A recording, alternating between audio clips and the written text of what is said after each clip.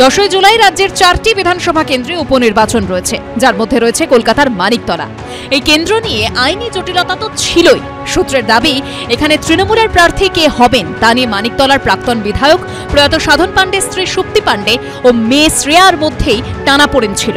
সূত্রের দাবি, শেষ অবধি মমতা বন্দ্যোপাধ্যায় সবুজ সংকেত দিয়েছেন সুপ্তির নামে, যিনি তৃণমূল নেত্রীর কলেজের বন্ধু।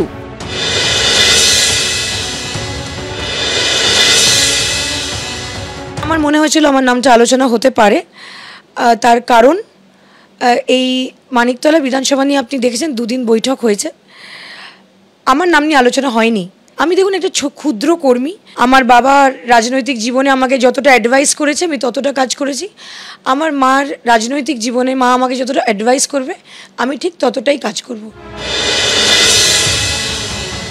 মেয়ে না হয়ে যে মা যে প্রার্থী হলেন, মেয়ের নামও উঠে আসছিল অনেক মহল থেকে, কি বলবেন? তার সঙ্গে কথা হয়েছে? হ্যাঁ, আমরা দুজনেই একই সঙ্গে করব, ওকে ছাড়া আমি করব কি করে?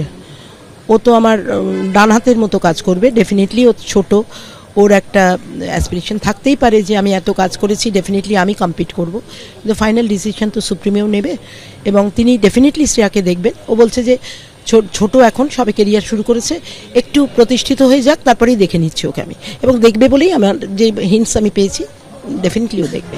সাধন পাণ্ডের মৃত্যুর পর মানিকতলা এলাকার বহু কর্মসূচিতেই দেখা যায় তাঁর মেয়ে শ্রেয়া পাণ্ডেকে। যদিও মানিকতলা কেন্দ্রের স্ট্র্যাটেজি আলোচনার জন্য মঙ্গলবার নবান্নে মমতা বন্দ্যোপাধ্যায় যে বিশেষ বৈঠক করেন, সেখানে ডাক পাননি শ্রেয়া। তৃণমূল শীর্ষ নেতৃত্ব তাকে ভোটের কাজেও যুক্ত রাখতে চায় না বলে সূত্রের দাবি।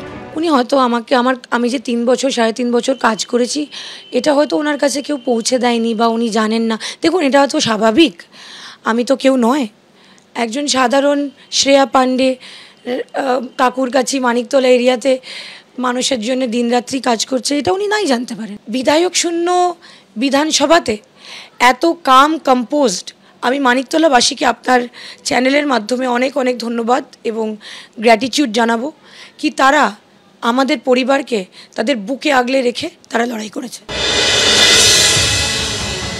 বাবার সঙ্গে যাদের মতের মিল ছিল না, তারা যদি কোনো গ্রাজ আমার বা আমার মায়ের উপর রাখে, তখন আমরা সেখানে অসহায়।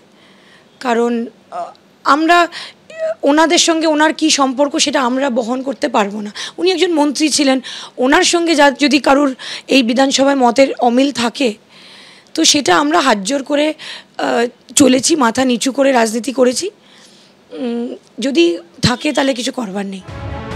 এবারে লোকসভা ভোটের বিধানসভা ভিত্তিক ফল অনুযায়ী মানিকতলা বিধানসভা কেন্দ্রে বিজেপির থেকে মাত্র 3,500 ভোটে এগিয়েছিল তৃণমূল।